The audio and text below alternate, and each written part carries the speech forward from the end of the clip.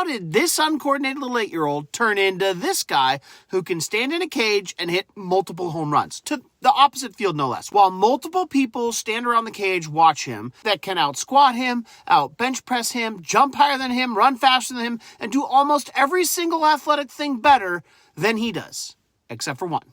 He can out-rotate them. And the reason he can out-rotate them is because when he was 8, I got some advice from Dr. Greg Rose, who's a golf guru, where what Dr. Rose was noticing was that the golf industry was figuring out that it was easier to teach a kid how to become a really fast swinger when they were younger and then teach ball striking accuracy later in their life. But at the time, that was not the traditional approach to teaching the golf swing. And what he said was that there are certain neurological windows of development where you have to learn rotational explosiveness that actually end up closing earlier than the windows to learn ball striking and barrel precision close. So you want to train the power when they're young and the precision later, because once those rotational windows start to close, you're trying to build horsepower into a body that already learned how to move slow. And that's a much harder problem to fix. So I looked at my son, who, can we just say, didn't look like the most athletic 8-year-old you've ever seen in your life. And I said, well, bud, I don't know if this guy's right or not, but you are probably not going to be athletic enough to play this game if you don't hit the ball really, really far. So starting around the age of 8, 9 years old, we went all in on helping him become the most explosive